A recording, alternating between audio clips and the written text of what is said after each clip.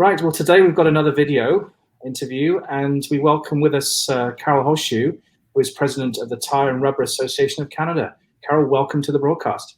Thank you so much. I'm excited to be here. So starting off, and obviously there's been a lot of work happening at TRAC and in the tire industry overall, especially when it comes to sort of sustainability. So I'd love to get from you some of TRAC's views on sustainability and how things are moving forward. Sure, it would be my pleasure. I guess for me, I start at the beginning in terms of what is sustainability, and I've been seized for a long time with the definition that I think was proposed famously by Gro Harlem Brundtland, who was a Norwegian politician, and she came up with that simple but powerful definition of sustainability, which is about meeting the needs of the present without compromising the ability of future generations to also meet their needs. And I think she was also the one who coined, if not started, the discussion around the interconnectedness and the interdependence of the social, environmental, and economic impacts or components of sustainability. So whether it's the three-legged stool or whether it's the people, planet, and profit concept. So of course at TRAC, and I think the tire industry globally, we focus on and continue to seek to improve in all of those three pillars of the three-legged stool. But for TRAC, we also have this desired continued collaboration and continuous improvement, not only within the tire value chain and the tire sector, but with other stakeholders like governments and NGOs and citizens at large. And we want to ensure that the sound environmental stewardship also includes sound economics. So obviously, sustainability, very important to the tire industry, to TRAC members, and trying to meet, if not exceed, goals related to the social, environmental, and economic impacts. Okay, great. Well, Carol, it sounds like there's a lot of stuff happening in the industry, and obviously TRAC's involved with a lot of different initiatives. One of the things you did touch upon was obviously end-of-life tires, ELT. I mean, that's a big concern for the industry overall, isn't it? So we'd love to kind of hear from you some of TRAC's progress specifically with ELT initiatives, and also the association has an ELT committee as well, doesn't it? Yes, indeed. Viewers might not be aware that all 10 provinces and the Yukon Territory have in place highly effective scrap tire recycling programs, which is terrific. And in Canada, in fact, we have a staggeringly high diversion rate, currently sitting at almost 100%. So if viewers want to learn more about that, I highly recommend going to the website of the Canadian Association of Tire Recycling Agencies, CATRA. The success, as you will, of these provincial tire recycling programs being established has really led the TRAC board to consider, where do we go from here? The major impetus for a long while was ensuring these programs were in place. And so what is the next phase of end-of-life tires management?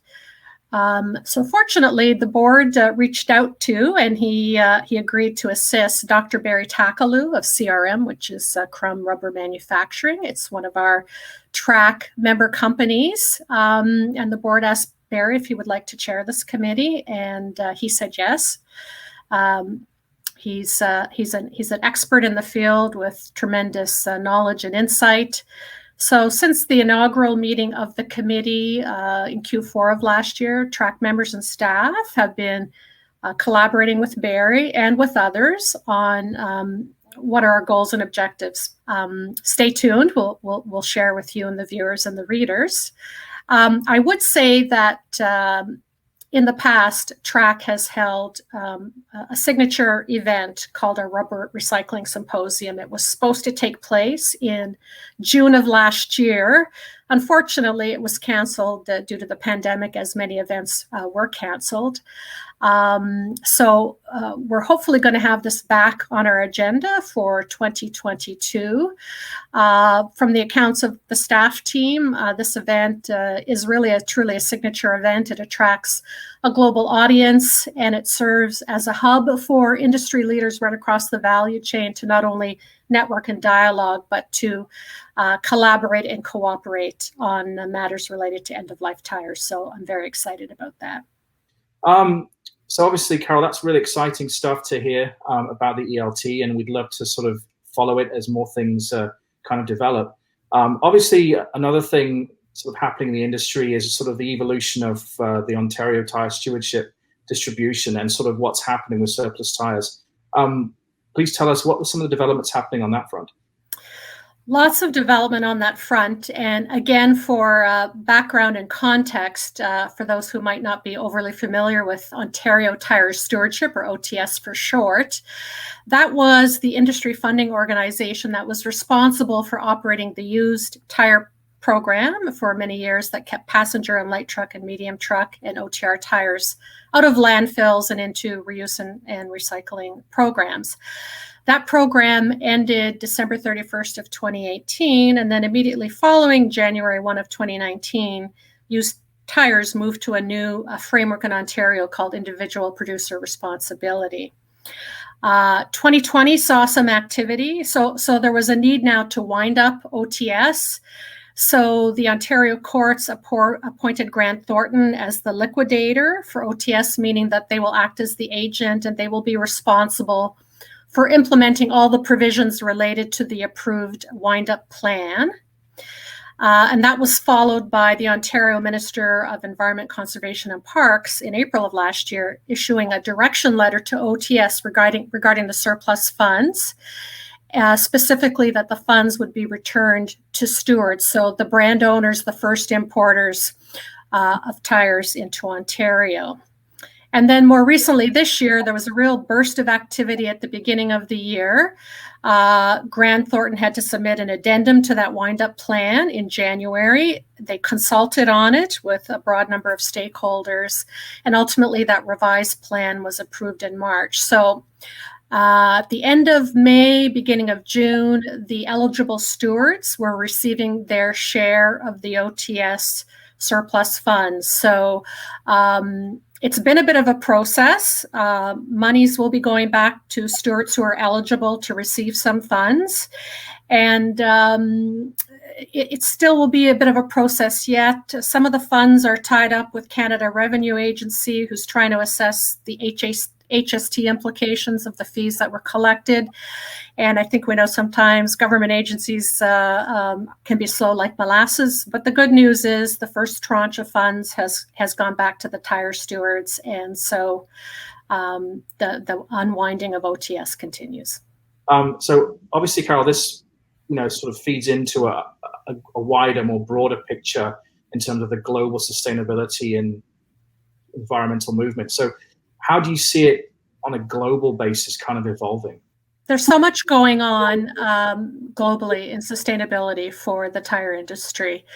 And I think just to show how much is going on, one merely needs to go to your favorite search engine, type in whatever tire company you're most interested in, coupled with the word sustainability, and you will learn so much about what the tire companies are doing to meet, if not exceed, goals and objectives regarding the three pillars of that three-legged stool. So obviously on the social pillar of sustainability, and it's not just endemic to the tire industry, but the whole notion of diversity and inclusion and equity is very strong amongst tire companies, as well as companies examining their governance and how they want to improve upon that.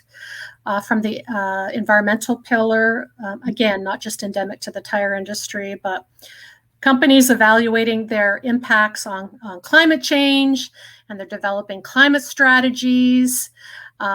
Companies are not only developing 100% sustainable tires, but many of the leading tire companies are actually putting in their stake in the ground and making declarative statements by 2030 or 2050, we will have done this or this or this. As we'll talk a little bit later, the companies are looking at and trying to align with the UN Sustainable Development Goals. So all I can say is that the list goes on and on. Certainly for viewers, Autosphere.ca is a great source of keeping tabs on what's happening globally. And as I said, you can spend a lot of time reading the sustainability reports of the tire companies, and I think it's time well spent.